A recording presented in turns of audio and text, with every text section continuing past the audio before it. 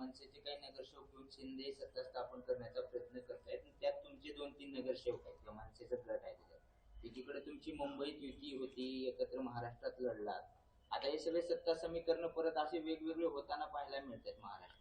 नाही, अजून याच्यातल्या कुठल्याही मला वाटते अंतिम निष्कर्षापर्यंत लगेच जायची गरज नाही.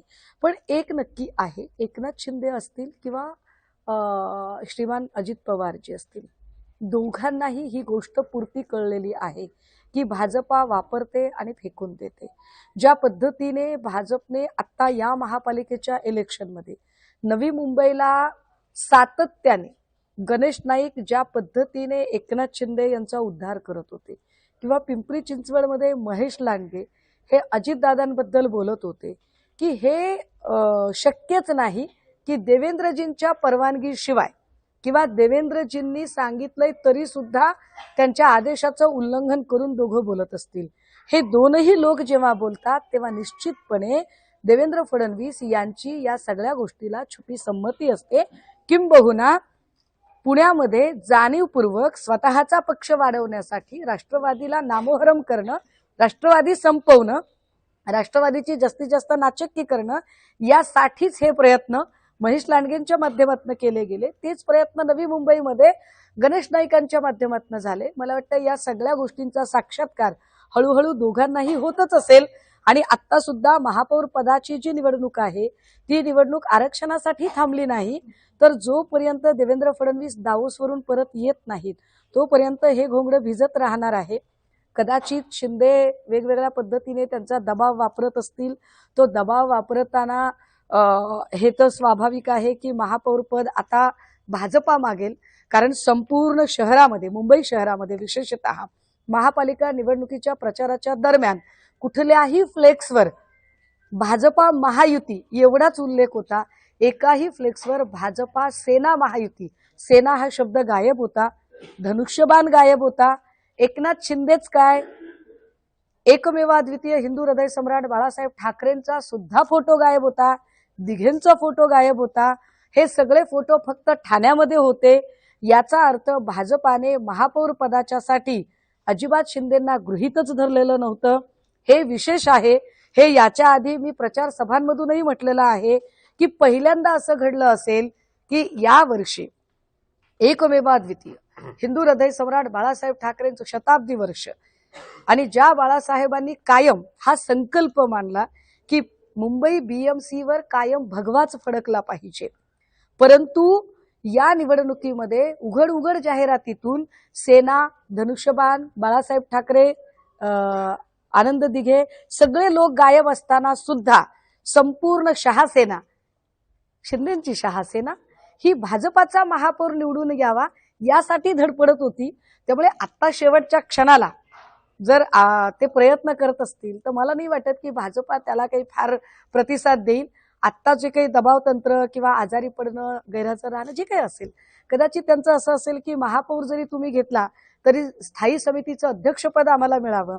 पण भाजपासारखा अत्यंत व्यापारी तत्वावर चालणारा पक्ष, कारण भाजपा हा वैचारिक वगैरे अजिबात आता राहिलेला नाही, व्यापारी तत्वावर चालणारा पक्ष हा स्थायी समितीचं अध्यक्षपद त्यांना देईल असं वाटत नाही.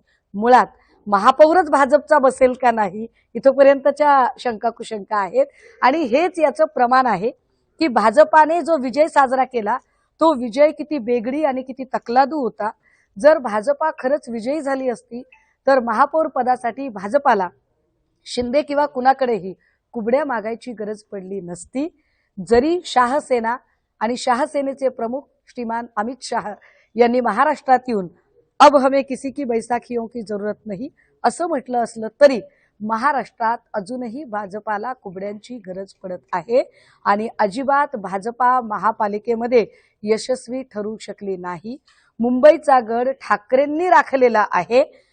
मागच्या वेळेला 85 जागा आणि या वेळेला 89, 4ने जागा वाढणे याला विजय म्हणत नसतात. हे रवींद्र चव्हाण आणि अमित साटम सारख्या अतिशय काय म्हणता येईल त्याला अर्ध्या हळकुंडाने पिवळ्या होणाऱ्या लोकांना जरी कळत नसलं तरी गावठी चाणक्यांना नक्कीच कळत असेल.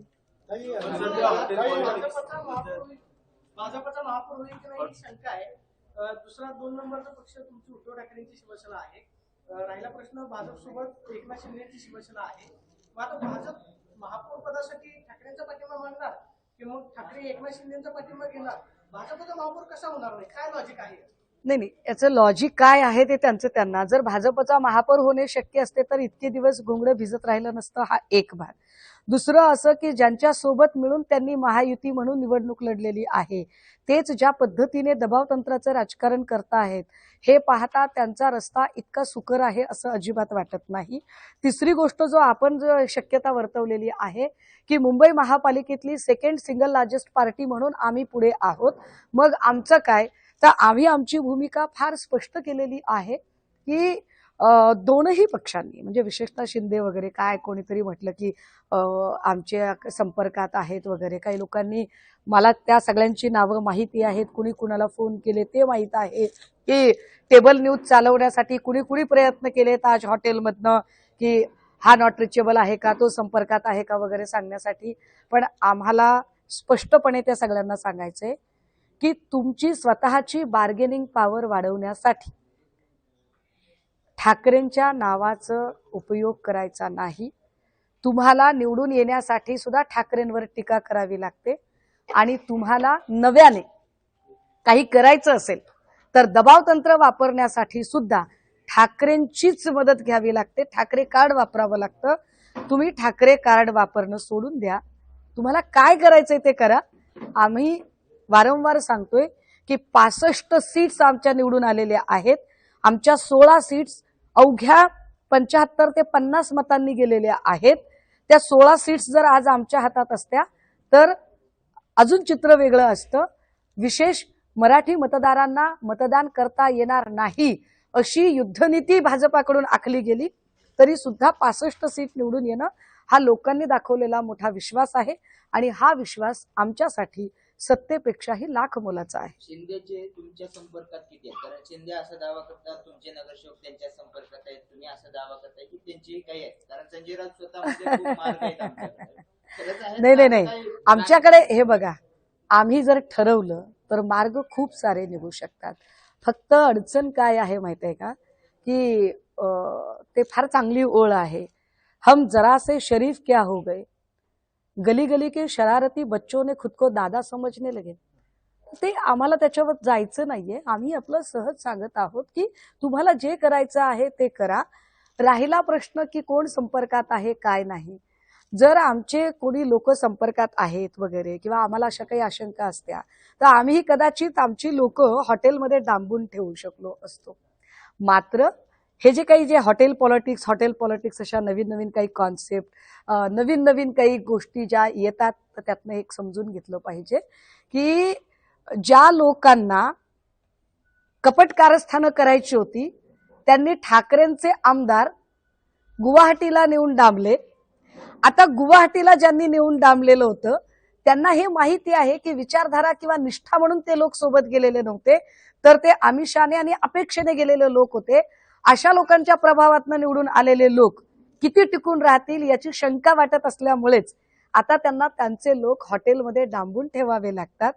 पण हे आम्ही सांगितलं पाहिजे पुन्हा एकदा आकड्यांचं गणित म्हणून.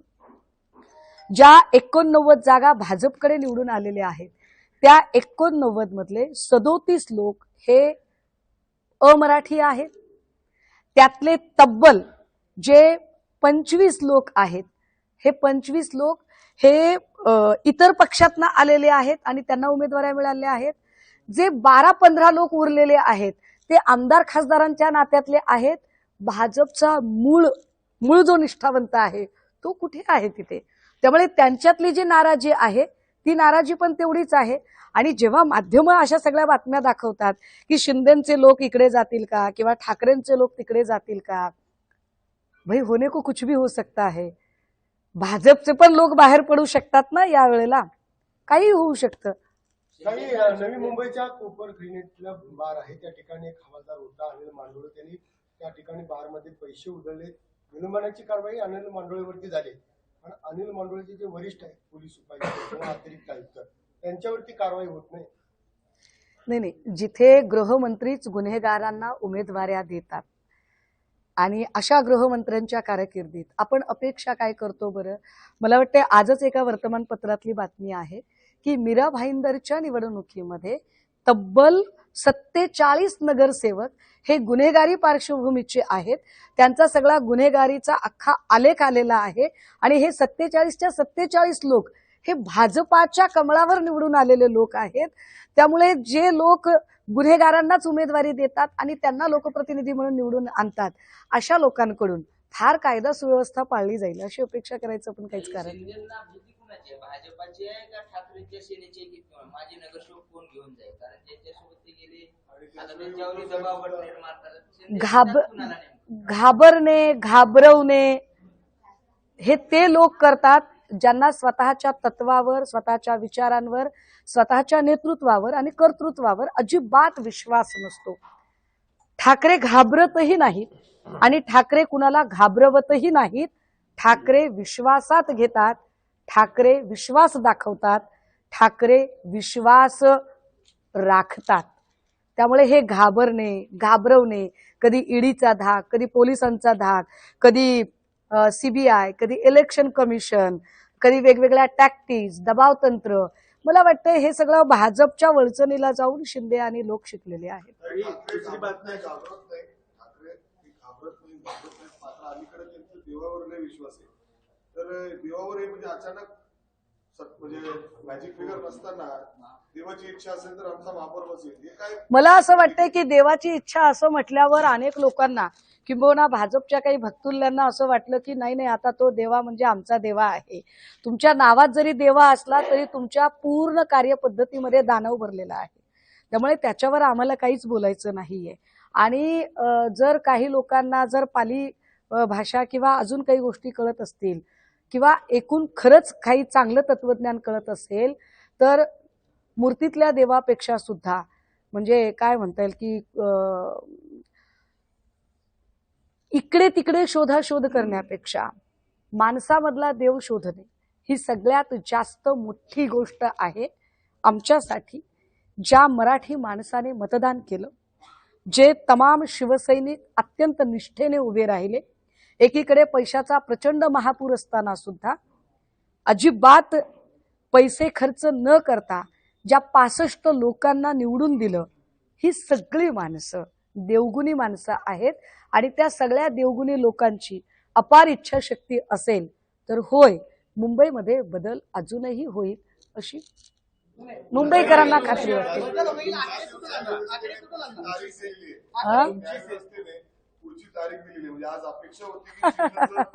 नाही, आमची काहीच अपेक्षा नव्हती. मी कालच ट्विट केलं होतं, काहीही अपेक्षा नव्हती. त्यामुळे न्याय व्यवस्थेने मी तर म्हणते काय उलट आज काय बोलायचं हे आमच्याकडून आधीच आमचे ट्विट बघून समजून घ्यावं की काय बोलायचं असतं ते. त्यामुळे आम्हाला काही अपेक्षा अजिबात नव्हती. अजिबात अपेक्षाभंग झाला नाही. उलट जर अशी काही आज सुनावणी झाली असती तर मात्र आम्हाला आश्चर्याचा धक्का बसला असता. त्यामुळे असं काहीही झालेलं नाही. आता जरा काय आकडे कुठून आणणार वगैरे, तर मला काय म्हणायचंय की फक्त 5 आकडे भाजपचे वाढले. त्या 5 आकड्यावर भाजपने फार उन्मादी होऊ नये, कारण भाजपला प्रत्येक वेळेला खोटं पण रेटून बोलायची सवय आहे. काल दावोसमध्येही ते असंच रेटून बोलत होते. आपल्याच मंत्रिमंडळातल्या आपल्याच मंत्र्याच्या कंपन्यांसोबत आपणच कंत्राट करायचं. अरे ते कॉन्ट्रॅक्ट करायचे तर तुम्ही इथे भारतात मुंबईत पण करू शकला असतात.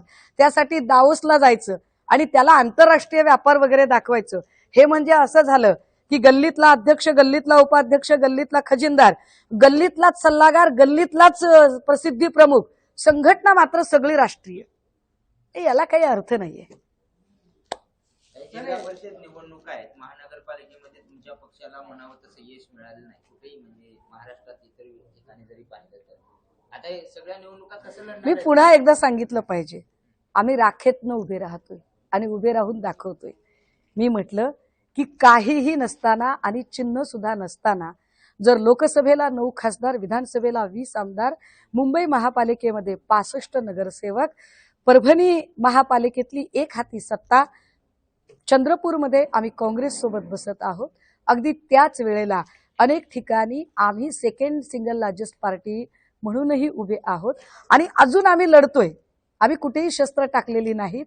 विशेष आता पैसे द्यावे लागतील, लोक निवडून येतील का नाही म्हणून कुठेतरी सरेंडर होणं आणि ज्यांच्यावर काही कधी टीका टिप्पण्या केल्या किंवा ज्यांच्या विरोधात केसेस लढतोय पुन्हा त्यांच्याच सोबत तुझ्या गळा माझ्या गळा करणं असे कुठलेही वैचारिक घोळ आम्ही घातलेले नाहीत, याचा आम्हाला सार्थ अभिमान आहे. आता तुमचा मित्र पक्ष शरद पवारांचे राष्ट्रवादी मुंबईत एकत्र लढला, आता जिल्हा परिषदामध्ये पण एकत्र लढणार आहात का तुम्ही त्यांच्यासोबत? कारण नाही, मला त्याची काही फार कल्पना लढतात सगळे संभ्रमावस्था कार्यकर्त्यामध्ये होते, कारण हे बाळासाहेब ठाकरेंचं पुणे आवडतं शहर, तिथं आज एक नगरसेवक निवडून आले, एकेकाळी 10, 15, 20 यायची, सत्ता यायची, ही स्थिती कोण आणली? नाही, ती स्थिती मला वाटतंय महापालिका निवडणुकीच्या जागा वाटपांच्या आधी जो गोंधळ झालेला होता, ज्या गोंधळामध्ये शेवटच्या क्षणापर्यंत मित्रपक्षातल्या अनेक लोकांनी चित्रच स्पष्ट होऊ दिलं नाही की कोणत्या जागा कोण लढणार आहे. आपण सगळे या गोष्टीला साक्षीदार आहात. खरं तर मला त्याच्यावर अजिबात बोलायची इच्छा नाहीये, पण ज्या पद्धतीने दिवसभर चर्चा एका पक्षासोबत, रात्री चर्चा दुसऱ्या पक्षासोबत, त्यामुळे एकूण उमेदवारांमध्ये संभ्रमित स्थिती होती आणि त्यामुळे उमेदवारांनी पटापट ज्या पक्षाचा एबी फॉर्म मिळेल तिथं तो एबी फॉर्म घ्यायचा आणि सुरुवात करायची, हे जे केलं गेलं. पण हे नगरसेवक आम्ही घडवलेले नगरसेवक होते. मग ते बाळा ओसवाल असतील, पल्लवी जावळे असतील, धनवडे असतील, हे सगळीच्या सगळी जी माणसं आहेत, ही माणसं कोण? ही माणसं अशोक हरणावळेंसारखा माणूस असेल, ही सगळी माणसं शिवसेनेने घडवलेली माणसं आहेत. त्यामुळे मुरलीधर मोहोळ किंवा भाजप यांनी हाबूक ठोकायची गरज नाही. जे मुंबईत झालेलं आहे तेच पुण्यात आहे आणि तेच नाशिकमध्ये आहे. तुम्ही तुमची स्वतःची माणसं निवडून आणू शकत नव्हतात, तुमच्या स्वतःच्या माणसांकडे ते इलेक्ट्रल मेरिट नव्हतं, म्हणून तुम्ही दुसऱ्यांची पोरं मांडीवर घेऊन त्यांची नामकरण करण्यामध्ये आणि त्यांना कुंची टोपी घालण्यामध्ये जर तुम्ही धन्यता मानत असाल तर लोकांना माहिती आहे की तुम्ही कुणाच्या लेकराला काजळ पावडर करताय. म्हणजे शरद पवार गटाने तुम्हाला जुलवत ठेवलं, त्याच्यामुळे हा सगळा परिणाम झाला. ते एक लक्षात घ्या, आता पवार साहेबांचा पक्ष किंवा अजितदादांचा पक्ष एकत्र बसणार, एकत्र बसताहेत, अशा चर्चा रोज येत आहेत. बहुतेक पॅचअप झालंय नाही झालंय आय डोंट नो, पण आणि तो त्यांचा अगदीच म्हणजे वैयक्तिक प्रश्न आहे, त्यांना तो अधिकार आहे, त्यांनी काय करावं ते. फक्त होती अडचण काय की थोडीशी पारदर्शकता जर असेल तर निर्णय घ्यायला सोपं जातं. अगदी शेवटच्या क्षणापर्यंत म्हणजे एबी फॉर्म देण्याच्या शेवटच्या दिवसापर्यंत जर ती स्पष्टता येत नसेल की कोण कुणासोबत लढत आहे आणि कुणा विरोधात लढत आहे तर तिथे गोंधळ नक्की निर्माण होतो. म्हणजे अगदी आता समजा माझ्या बाजूला संजय मोरे बसलेले आहेत, संजय मोरे शहर प्रमुख आहेत, पण संजय मोरे एक उमेदवार माणूस त्याच्या पक्षाचा प्रचार सोडून जर शेवटच्या दिवसापर्यंत जागा वाटपाचा त्या सगळ्या किचकट गोष्टींमध्ये जर डोकं लावून आहे आणि अगदी त्याच वेळेला उमेदवार या सगळ्या लोकांचं हॅमरिंग आहे तर तयारी कधी करणार आहे माणूस. सो या सगळ्या सुद्धा मानवी मर्यादा समजून घेतल्या पाहिजेत. त्यामुळे जे लढले त्या सगळ्यांच्या बद्दल आम्हाला निश्चित अभिमानच आहे. पराभवाला शरद पवारांचे राष्ट्रवादी कारणीभूत होते असं म्हणायचं? अजिबातच नाही. तुम्ही काहीही वाक्य माझ्या तोंडी घालायची गरज नाही. मी माझा इनर कॉन्शियस संपूर्ण जागा ठेवून ही वक्तव्य करताय. मी फक्त एवढंच म्हटलं की आधीची जी स्पष्टता असते ती स्पष्टता सगळ्याच पक्षांकडून जी येणं अपेक्षित असतं ती होत नाही. त्यामुळे बऱ्याचदा प्रचाराला पुरेसा वेळ मिळत नाही, त्यामुळे गोंधळाची स्थिती निर्माण होते. मला वाटतं की अच्छा किया तो मैंने किया और बुरा किया तो औरों ने किया अशी पद्धत आमच्याकडे नाही. आम्ही मागच्याही वेळेला जेव्हा विधानसभेच्या निवडणुका झाल्या आणि उद्धव साहेबांना प्रश्न विचारला की तुमचा पक्ष सगळीकडे लढला मात्र जागा त्यांच्या निवडून आल्यात का जास्त, तेव्हाही आम्ही म्हटलं होतो की प्राजक्ता आमच्या दारी फुले पडती शेजारी, हरकत नाही, ठीक आहे. राज्यात महाविकास आघाडी विस्कळीत झाली असं म्हणायचं आता, कारण आता विधानसभेच्याच निवडणूक आहेत त्या जिल्हा परिषद. अहो मला कळतच नाही खरंच. म्हणजे मी माध्यमांवर काय म्हणजे मी माध्यमांचं ऐका ना, मी माध्यमांचं कौतुक करू की माध्यमांवर प्रेम करू की माध्यमांना काय करू मी. कारण जी माध्यमं रोज गणेश नाईक शिंदेचा टांगा पलटी करण्याची भाषा करतात तेव्हा महायुतीत बेबनाव आहे असं म्हणत नाहीत. जी माध्यमं महेश लांडगे रोज अजितदादांची मापं काढण्याची भाषा करतायत तर तिथं बेबनाव आहे याच्यावरती काहीच बोललं जात नाहीये. महायुतीत किती बिनसलंय राव की भाजप सोबत सत्तेत असणाऱ्या शिंदेंना फडणवीसांवर विश्वास नसल्याने ताजमध्ये आपली माणसं नेऊन कोंडावी लागतात. ह्याला बेबनाव नाही, याला अविश्वास म्हणतात. आणि इतका विश्वास नसेल तर सत्तेत का आहेत ही लोक, यावरती खरं तर पॅकेज स्टोऱ्या झाल्या पाहिजेत. ते न करता आपण विरोधकांना धारेवर धरता याचा मी अत्यंत सकारात्मक अर्थ घेते की आपल्या अपेक्षा सत्ताधाऱ्यांपेक्षा सुद्धा विरोधकांकडून जास्त आहेत. त्याचवेळी हा प्रश्न उपस्थित होता म्हणजे त्यांच्यामध्ये असेल बरं तेव्हा. नाही असेल नाही आहे, असेल नाही आहे, अहो मान्य करा, असं काय करताय, आहे ते. त्या पद्धतीने शरद पवार पक्ष वागतोय गेले काही दिवस सत्तेत असलेल्या दादांबरोबर जात आहे. त्यामुळं महाविकास आघाडीमध्ये शरद पवारांवर अविश्वास वाढली आहे असं वाटतं का तुम्हाला? दादा, आम्ही सगळे ज्या क्षेत्रात आहोत ना, हे क्षेत्र परमार्थाचं नाहीये, हे क्षेत्र राजकारणाचं आहे. इथे एक पक्ष दुसऱ्या पक्षावर जशी कुरघोडी करत असतो तसा पक्षांतर्गत एक व्यक्ती दुसऱ्या व्यक्तीवर सुद्धा कुरघोडी करत असतो. प्रत्येकाला इथे सत्ता हवी असते. त्यामुळे अगदी युती आघाड्यांमध्ये असणारे पक्ष सुद्धा स्वतःला कशा जास्तीत जास्त जागा मिळतील किंवा स्वतःला कशी जास्तीची सत्ता मिळेल यासाठी प्रयत्नशील असणं वावगं नाही, कारण क्षेत्रच तसं आहे. आता या सगळ्यांमध्ये आपले जे काही प्रश्न आहेत की त्यांनी विचारधारा सोडली का किंवा अजून काही का, तर मला असं वाटतं की हे प्रश्न बेटर वे ते त्यांना विचारणं जास्त चांगलं, कारण त्या सगळ्या प्रचाराला लीड कोण करत होतं, तर मला वाटतं त्या आदरणीय खासदार सुप्रियाताई सुळे करत होत्या. सो आणि त्यांनी तेव्हाच सांगितलं होतं की I will lead the campaign. So या निकालाचं नेमकं काय कॅल्क्युलेशन्स त्यांचे होते किंवा आहेत किंवा काय आता झालेलं आहे या सगळ्या संबंधाने मला वाटतं माझ्यापेक्षा सुद्धा जास्त चांगलं सुप्रियाताई त्याची उत्तरं देऊ शकतील.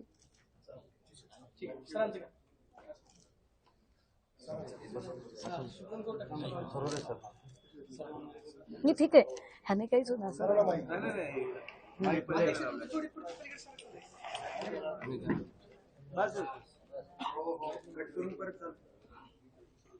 काही सरांना माहित नाही सर हा, अरे माईक आहे ना. हा, अच्छा, ओके ओके. निकाल आलेला आहे काय कसं बघताय जे अपेक्षित होतं ते? मी सर्वप्रथम मी सांगतो की मला इथे कार्टूनच्या चित्रांच्या प्रदर्शनाच्या उद्घाटनासाठी ताईंसोबत बोलावलेलं होतं. त्यामुळे ही काही राजकीय सभा नाही आहे, पण मला इथे त्यांच्यासोबत बसवलं ही चांगलीच गोष्ट झाली, मला सगळं ऐकायला मिळालं. तर मी या चित्रांच्या प्रदर्शनानिमित्त सांगू इच्छितो की राजकारणामध्ये सुद्धा विनोद जिवंत राहायला पाहिजे. त्यामुळे अमित पापडने जे चित्र काढले आहेत ते अनेकांनी बघावे. अनंत घरत याचे पण मी आभार मानतो, अभिनंदन करतो की त्यांनी अशा चित्रांचं प्रदर्शन आयोजित केलं. त्यानिमित्त फक्त एक गोष्ट सांगतो, मग तुमच्या पण प्रश्नाचं उत्तर देतो. तर आम्ही जर्नलिझमला असताना आम्हाला ते शिकवायचे उदाहरण नेहमी की तेव्हा भारताचे राष्ट्रपती होते काही काळासाठी व्ही गिरी नावाचे.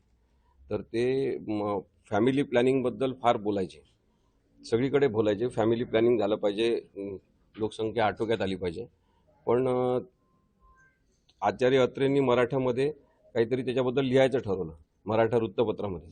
तेव्हा त्यांना एक फोटो मिळाला आणि ते ती फोटो छापणार होते आणि त्या फोटोच्या खाली त्यांना कॅप्शन म्हणजे टायटल द्यायचं होतं. ते त्यांना सुचत नव्हतं. ते लोणावळ्याला होते आणि सतत त्यांच्या ऑफिसमधून फोन येत होते किंवा टायटल काय सांगायचं सांगा, आता छापायची वेळ झाली आहे. त्यांना सुचत नव्हतं. शेवटी त्यांनी सांगितलं किंवा तुम्ही लिहा तिथे व्ही गिरी यांची कामगिरी, कारण की व्ही गिरी हे त्यांच्या अनेक मुलांसोबत त्या फोटोमध्ये होते. तर फॅमिली प्लॅनिंगबद्दल ते बोलत होते आणि तेच त्यांच्या घरामध्ये अनेक मुलं त्यांनी पैदा केले होते. अशा स्वरूपाचा तो फोटो आणि त्याचं कॅप्शन होता. आता याच्यात महत्त्वाचं हे आहे की विरोधाभास जो आहे राजकारणातला, जो आता ताईंनी पण सांगितलं, मी तो सांगणार होतो की जर इथेच सगळे करार होऊ शकतात, म्हणजे तो लोढाचा मुलगा मंगल प्रभात लोढाचा मुलगा इथंच राहतो त्यांच्या घरापासून 15 मिनिटाच्या अंतरावर देवेंद्र फडणवीसच्या, मग तिथे जाऊन कॉन्ट्रॅक्ट करायचा काय संबंध आहे? तर डावस नावाची जी धूळफेक आहे त्याच्यामध्ये खूप मोठा विरोधाभास आहे. मग हे जे अनंत सारखे लोक आहेत, अमित पापड सारखे, ते लोक चित्रकाराच्या माध्यमातून चित्रकलेच्या माध्यमातून ह्या सगळ्या गोष्टी टिपतात आणि मांडतात. तर त्या चित्रामध्ये खूप मोठी ताकद असते. त्यामुळे अभिव्यक्ती स्वातंत्र्यावर गदा येत असताना या चित्रांचं प्रदर्शनाचं उद्घाटन झालं, याचं मी सगळ्यात पहिले अभिनंदन करतो. दुसरं, त्यांनी जो प्रश्न विचारला आहे अजून काही तारीख व्हायची आहे सुप्रीम कोर्टामधली, आज तारीखच होणार आहे. सुषमा स्वराज यांचे पती कौशल, त्यांचं नाव आहे ना, स्वराज, यांचं निधन झालेलं आहे. ते चांगले प्रतितयश वकील होते, त्यामुळे त्यांना श्रद्धांजली वाहण्याचा कार्यक्रम आज सर्वोच्च न्यायालयामध्ये होता. आणि 1 वाजतापासून अरावली पर्वतरांगांच्या संदर्भात जो एक पर्यावरण विरोधी निर्णय सर्वोच्च न्यायालयाने दिला, त्या संदर्भात पुनर्विचार याचिकांची सुनावणी होणार आहे. त्या विशेष न्यायालयाचं कामकाज 1 वाजतापासून आहे. त्यामुळे शिवसेना पक्ष आणि धनुष्यबाण चिन्ह पक्षचिन्ह याची सुनावणी ही लांबणीवरच पडणार आहे. अजून तारीख व्हायची आहे. 15-20 मिनिटात तारीख काहीतरी दिली जाईल. लवकर तारीख मागण्याचा प्रयत्न सुरू आहे. सर बापट सर असं म्हणाले की आता ही सगळी विश्वासार्हता संपली, आता हे न्यायालय आणि वकिलांचं काम आहे की विश्वासार्हता पुन्हा एकदा निर्माण करायची. तुम्हालाही असंच वाटतं का हे सगळं हायकोर्टामध्ये आता गांभीर्याने घेऊन याचा निकाल दिला पाहिजे? काय आहे की सर्वोच्च न्यायालयाचं, उच्च न्यायालयाचं किंवा इतर न्यायालयांचं कामकाज जे आहे त्याचं विश्लेषण झालं पाहिजे. परदेशांमध्ये या कामाचं विश्लेषण होते, कामकाजामध्ये विलंब कुठे होता याच्याबद्दलच्या मीटिंग्स होतात. आपल्या इथे तशा मीटिंग काही होत नाही. तर अनेक राजकीय लोकांच्या मीटिंगला मात्र न्यायालयातले वेगवेगळे न्यायाधीश उपस्थित राहायला लागलेले आहे. त्यामुळे ती अत्यंत चिंताजनक गोष्ट आहे. विश्वासार्हता टिकवायची असेल तर सगळ्यांनी मिळून प्रयत्न केले पाहिजे. न्यायाधीश, न्यायालयीन कर्मचारी, वकील, पोलीस, डॉक्टर या सगळ्यांनी प्रयत्न केले पाहिजे. तरच लोकशाहीवरचा विश्वास कायम राहील. कारण की लोकशाही यंत्रणांवरचा विश्वास उद्ध्वस्त झाला पाहिजे. अशीच प्रक्रिया आता नरेंद्र मोदी यांनी सुरू केलेली आहे आणि लोकशाहीमधली सगळ्यात महत्त्वाची यंत्रणा न्यायव्यवस्था आहे. तर त्याबद्दल आपण चिंता सगळ्यांनीच व्यक्त केली पाहिजे. राहुल शेवाळे काल तुमच्यावरती बोलताना असं म्हणाले, काल तुम्ही जे ट्विट केलेलं होतं त्यावरती शिंदे गटाच्या नेत्यांकडून तुमच्यावरती टीका करण्यात येते की उद्धव ठाकरे हे तुमचे क्लायंट आहेत आणि क्लायंट हातातून जाईल म्हणून वाशिम सरोदे अशा पद्धतीनं ट्विट करतात किंवा मालकाला खुश करण्यासाठी अशा पद्धतीने त्यांच्याकडून ट्विट करण्यात. मला असं वाटतंय की मी पक्षाची जबाबदार पदाधिकारी म्हणून या संबंधाने सांगितलं पाहिजे की खरं तर आशिष कुरेशी सारख्या अत्यंत बाष्कळ बडबड करणाऱ्या माणसावर व्यक्त व्हायची अजिबातच इच्छा नसते. मात्र तरी सुद्धा एका जबाबदार वकिलाच्या संबंधाने इतकं बेजबाबदारीने विधान करताना किमान त्यांनी पूर्ण माहिती घेतली पाहिजे की सर्वोच्च न्यायालयामध्ये हे केस कोण लढत आहे आणि वकील कोण आहेत. ते उचलली जीभ लावली टाळ्याला या पद्धतीने आशिष कुरेशींनी विधान राहुल शेवाळेही हे सगळेच एका माळेचे मनी आणि ओवायला नाही कुणी असे लोक आहेत. आणि राहुल शेवाळे तर म्हणजे अजून म्हणजे काय म्हणतात त्याला, बडे मिया तो बडे मिया और छोटे मिया सुभान अल्लाह कार्यक्रम आहे. कल्याण डोंबिवलीमध्ये महापालिकेवर सत्ता स्थापित करण्यासाठी शिंदे गटाची शिवसेना थेट मनसेबरोबर चर्चा सुरू झाली अशी माहिती समोर येते. मगाशी यावर बोलले मी आणि म्हटलं की एका अजून बाजूला कुठलंही तुमच्या बरोबर, एका बाजूला त्यांच्या बरोबर. मी त्याच्यामध्ये आता मनसेचे नगरसेवक एकत्र घेऊन एका हॉटेल गट स्थापन करण्यासाठी सगळ्यात तयारी सुरू झाली. अजून या संबंधाने अंतिम चित्र काहीही स्पष्ट झालेले नाही किंवा याची पुरेशी माहिती सुद्धा माझ्याकडे नाही. पण एक नक्की जे मगाशी मी म्हटलं की शिंदे असतील किंवा दादा असतील या दोघांनाही भाजपाची एकूण कार्यपद्धती समजून चुकलेले आहे. त्यामुळे कदाचित काही ठिकाणी जर चुकांचं परिमार्जन करण्यासाठी म्हणून प्रयत्न केले जात असतील तर मला त्याची कल्पना नाही. तुम्हाला चालेल का? म्हणजे चुका महत्वाच्या आहेत की मुंबईत बी होऊ शकतं. ते असं चुकांचं परिमार्जन मुंबईत होऊ शकतं का? त्यापेक्षाही मी जे म्हटलं की हिंदू हृदय सम्राट बाळासाहेब ठाकरे यांची कायम तो संकल्प राहिलेला आहे की मुंबई बीएमसीवर फक्त आणि फक्त शिवसेनेचाच भगवा फडकला पाहिजे. आज जर तो भगवा फडकू शकला नाही तर त्याचं पाप हे फक्त आणि फक्त शहासेनेला लागेल. त्यामुळे तो भगवा फडकवायचा की नाही नाही. मात्र मग आता मग ते आता आपण लॉजिकली विचार करू, शिवसेनेचा भगवा फडकवायचा आहे, तुमच्याकडं संख्याबळ कमी पडतंय, आता एकनाथ शिंदेशिवाय दुसरा पर्याय नाही. किती आकडे 9 आकड्यांबद्दल घेणार फक्त 9 आकडा अरे होईल ना. कागदावरती तर तेच आहे ना. म्हणजे मला सांगा भाजपपेक्षा कमी आकडे शिंदेकडे असताना सुद्धा शिंदे मुख्यमंत्री झाले ना मुख्यमंत्री. आपल्याकडे साधा कधी तलाठी 11 वाजता सज्जावर येत नाही. पहाटे 5ला राज्यपाल राजभवनात येऊन शपथविधी घेतला ना. सध्या एकूण या बदलत्या राजकारणामध्ये ज्या पद्धतीने अशक्यातल्या शक्य गोष्टी घडतायत कोणी को कुछ भी हो सकता असं कोण म्हटलं की माझा देवावर विश्वास नाही. माझा कुठल्याही अंधश्रद्धांवर विश्वास नाही. मी खूप वस्तुस्थितीला धरून बोलणारी आहे. माझा कर्मकांडांवर विश्वास नाही. मी कुठल्याही कर्मठ रेडे कापण्यावर माझा विश्वास नाही. बळी देण्यावर विश्वास नाही.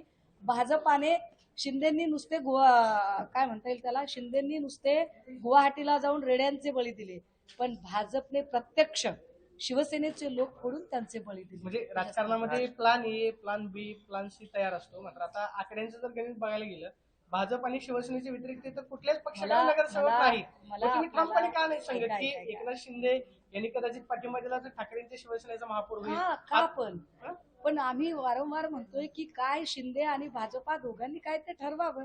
ठाकरेंचं नाव घेऊच नका ना. तुमची बार्गेनिंग पॉवर, तुमचे एकमेकांवरचं दबाव तंत्र वाढवण्यासाठी किंवा घटवण्यासाठी तुम्ही कशाला आम्हाला मध्ये घेताय. तुमचे सगळे प्रयत्न थकले तिथं आम्हाला सांगा, मग सेकंड सिंगल लार्जेस्ट पार्टी म्हणून काय स्टँड घ्यायचा तो आम्ही स्टँड घेऊ. तर ते राहुल शेवाळेंनी जे वक्तव्य केलेलं आहे ते बिनडोकपणाचं आहे असं माझं स्पष्ट म्हणणं आहे. जेव्हा सुप्रीम कोर्टात एखादी केस असते की नाही तेव्हा एक वकिलांची टीम असते आणि त्याच्यामध्ये सिनियर काउन्सिल म्हणून कपिल सिब्बल सर हे आर्ग्यू करत असतात. त्यांच्यासोबत इतर वकील असतात. आम्ही त्यांना फक्त आदल्या दिवशी जाऊन ब्रीफिंग करणं हे आमचं काम असतं की काय काय झालेलं आहे, काय घडामोडी झालेल्या आहेत, नवीन कागदपत्र काय, ही 23 जानेवारी आली तारीख. ही माहिती देण्याची फक्त आमची जबाबदारी असते आणि त्याच्यानुसार आता 23 जानेवारीला ही सुनावणी ठेवलेली आहे. त्यामुळे 23 जानेवारी शुक्रवारी ठेवलेली आहे, तेव्हा होईल ती सुनावणी. पण मी हे मुद्दाम सांगतो, आज आपण प्रश्न विचारला म्हणून उद्धव साहेबांनाही आपण विचारू शकता. मी आतापर्यंत या केसची फी म्हणून एकही पैसा उद्धव साहेब ठाकरे यांच्याकडून घेतलेला नाही आणि मला पैशांची अपेक्षा सुद्धा नाही, कारण की संविधानासाठी हा विषय महत्त्वाचा असल्यामुळे मी त्यांच्यासोबत आहे, हे वारंवार मी सांगितलेलं आहे. आणि माझ्या वकिली ज्ञानाचा जर त्यांच्या संविधानिक मुद्द्यासाठी आणि मूळ शिवसेनेसाठी फायदा होणार असेल तर मला त्याचा आनंद होईल. आणि संख्याबळ त्यांच्याकडे तसं वाटत नाही का की निकाल आणि आतापर्यंत जे लागलेले आहेत आणि त्यांच्याकडे असणारं संख्याबळ याच्यावर काय फरक पडेल का निर्णयावर किंवा निकालावर? खूप मोठा फरक पडेल. म्हणजे मी कालही सांगितलं की शिवसेना जी पळवलेली आहे एकनाथ शिंदेंनी, ती शिवसेना अनाथ होईल आणि मूळ शिवसेनेमध्ये सगळ्यांना जाता येईल असा मार्गसुद्धा मोकळा होईल. एकतर एकनाथ शिंदेंना भाजपमध्ये जावं लागेल आणि मी कालही सांगितलं की एकनाथ शिंदेंच्या पक्षाची ओळख ही महाराष्ट्रातल्या अमित शहांचा पक्ष अशी आहे. त्यामुळे महाराष्ट्रातल्या भाजपला अमित शहांच्या या एकनाथ शिंदेच्या पक्षाचं ऐकावं लागते, त्यांच्यासोबत युती करावं लागते, भांडणं झाले तरी जुळून घ्यावं लागते. हे सगळं राजकारण पण आहे. त्यामुळे मला तुम्ही तो राजकीय प्रश्न विचारल्यामुळे मी सांगतोय तुम्हाला. परंतु जर निकाल झाला 23 तारखेला, आता ही केस ठेवलेली आहे, सुनावणी होणार आहे आणि जर निकाल झाला तर तो उद्धव ठाकरेंच्याच बाजूने होणार, कारण की संविधान आणि कायदा त्यांच्या बाजूने आहे. अशा वेळेस एकनाथ शिंदेंची पळताभुई थोडी होणार आणि त्याच्यातले बरेच जण हे उद्धव साहेब ठाकरे यांच्याकडे येणार आणि त्याच्यामुळे मग आता ताईंनी जे सांगितलं ते संख्याबळाचे सगळेच मुद्दे बऱ्याच ठिकाणचे सॉल्व्ह होणार. एक्झॅक्टली. बिनविरोध संदर्भात तुमच्या याचिका दाखल झाल्या होत्या. आता पुण्यामधून सुद्धा नोटाला जास्त मतदान झालेलं पाहायला मिळते. 2 लाखापेक्षा जास्त मतदान नोटाला झाले. लोकांची पसंती, लोकांचा विश्वास हरला असं वाटतं का? नोटा एक एक्सप्रेशन आहे, एक अभिव्यक्ती आहे लोकांची की त्यांचा या राजकीय व्यवस्थेवर आत्ताचा विश्वास राहिला नाही. तो विश्वास मजबूत झाला पाहिजे म्हणून निदान ते त्या मतदान यंत्रापर्यंत जाऊन मतदान करत आहेत की यापैकी कोणी लायक नाही असं सातत्याने सांगण्याचा प्रयत्न करत आहेत. त्याचा आदर करणारी यंत्रणा निवडणूक आयोगाने ठरवली पाहिजे. कारण की काय होतं, त्या नोटाच्या मतांची ना मोजणी झाली तरी त्याची काही बेरीज वजाबाकी कशामध्ये होत नाही, कशामध्येच त्याची दखल घेतली जात नाही, हे चांगलं नाही. म्हणजे तुम्ही केवळ दिखाऊ जे बटन तिथं दिलेलं आहे त्याची जे आकडे त्याच्यामधून येतात त्याची कुठेतरी मोजणी झाली पाहिजे. ओके. सर आपण म्हणतो